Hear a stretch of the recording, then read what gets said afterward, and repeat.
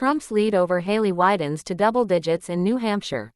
Trump holds 50% support among likely Republican primary voters in the Granite State, while his closest competitor, former South Carolina Governor Nikki Haley, stands at 39%. Both have gained supporters since the last CNN-UNH poll in early January, when Trump held 39% to Haley's 32% as the field of major contenders has shrunk. Both Trump and Haley now hold their highest level of support in UNH polling on the race since 2021. But Haley's sharp gains since late last summer have not been enough to catch Trump, as the gap between them has once again widened to double digits. Florida Governor Ron DeSantis announced Sunday that he is ending his White House bid and endorsing the former president. He stood at just 6% in the poll, below the 10% minimum support he would need to win delegates there per the Republican Party's rules.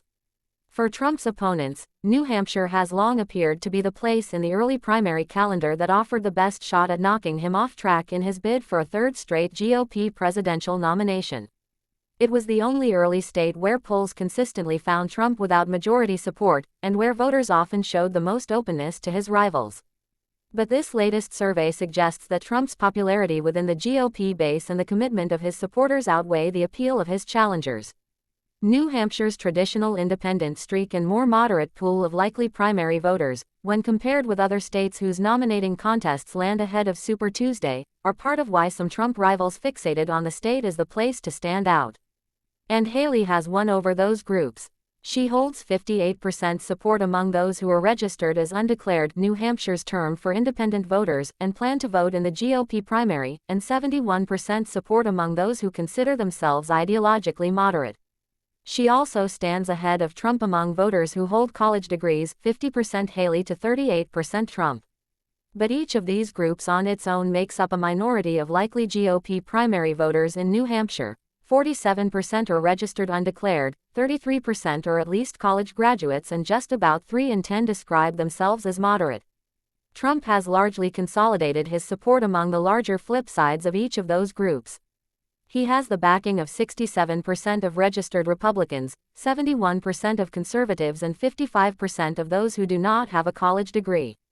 And among Trump's supporters, 88% say they have definitely decided to support him, compared with 74% of Haley's supporters who are similarly locked in.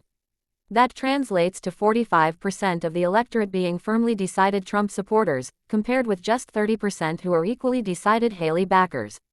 With just a few days to go before Tuesday's primary, about 1 in 5 likely Republican primary voters overall say they have not yet locked in their choice.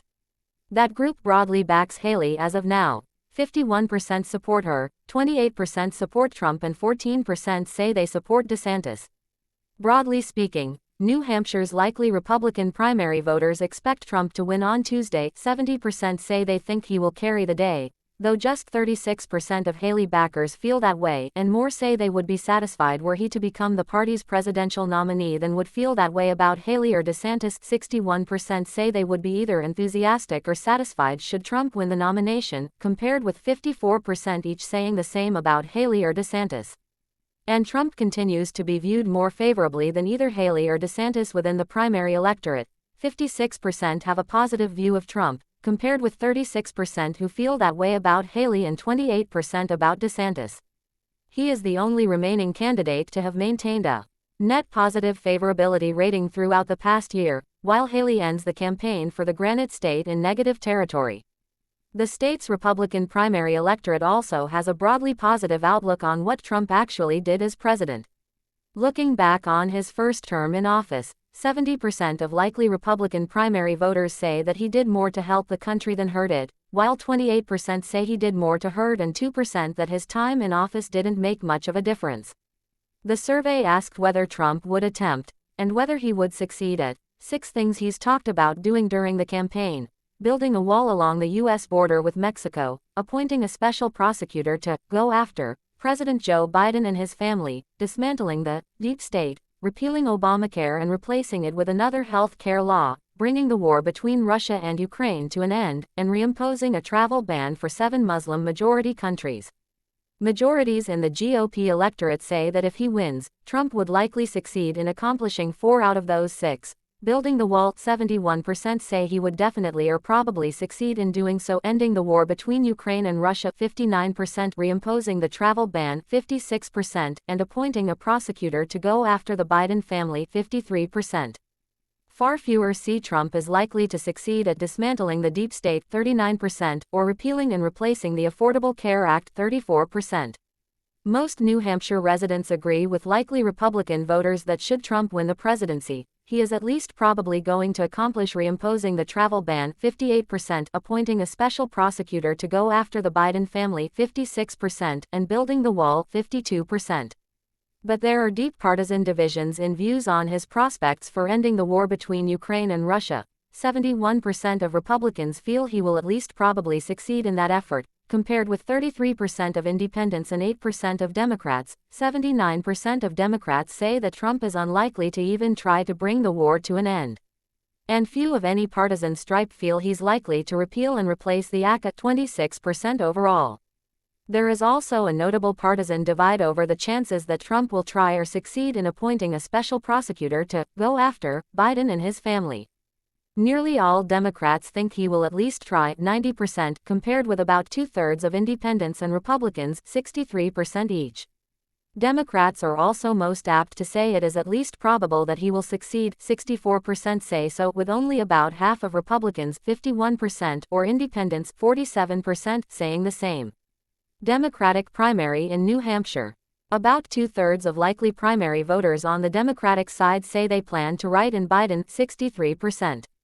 Biden did not file to be a candidate on the state's primary ballot because the primary is in violation of the Democratic National Committee's rules for the nomination process, but supporters have mounted a write-in effort on his behalf. Nearly all likely Democratic primary voters are aware of that effort. 91% said they had heard that Biden would not be on the ballot before taking the survey. Minnesota Representative Dean Phillips holds 10% support in the poll, matching his high mark in CNN-UNH polling on the race, and author Marianne Williamson has 9% support, with 11% saying they would support someone else. Nearly all Biden backers, 92%, say they have definitely decided to support him, compared with just 28% of those who are supporting another candidate. Most in the Democratic primary electorate say they would be at least satisfied with Biden as their party's nominee. 70% say they would be enthusiastic or satisfied, but enthusiasm for Biden among Democratic primary voters, 31%, is lower than enthusiasm for Trump on the GOP side. 46%. Still, just 46% of likely Democratic primary voters in New Hampshire say that Biden would give the party its best chance to win in 2024. While 39% say someone else would give Democrats a better chance, and 15% say they're not sure. There is little agreement among those who say someone else would be better around who that might be. Phillips is most frequently mentioned at 28%, but a wide range of other names also emerge. Most likely Democratic primary voters say that in Biden's time as president he has done more to help the country than hurt it. 71% help, 16% hurt, 11% hasn't made much difference. But neither Biden nor Trump is seen by most New Hampshireites as helping the country during their respective presidencies. Overall, 55% of New Hampshire adults say that Trump hurt the country as president, and 51% say that Biden has. There isn't much overlap between the two groups. Only 8% total say that both men did more to hurt than help, just 1% that both of them did more to help, 41% say that Trump helped and Biden hurt, 35% that Trump hurt and Biden helped, and 10% that Trump hurt while Biden hasn't made much difference. The CNN New Hampshire poll was conducted online January 16 to 19 by the University of New Hampshire Survey Center. Results among the full sample of 2,348 New Hampshire adults drawn from a probability-based panel have a margin of sampling error of plus or minus 2.0 percentage points. Likely Republican and Democratic primary voters were identified through survey questions about their intention to vote. Results among 1,210 likely Republican primary voters have an error margin of plus or minus 2.8 percentage points. Results among 838 likely Democratic primary voters have an error margin of plus or minus 3.5 percentage points. This story has been updated with additional information.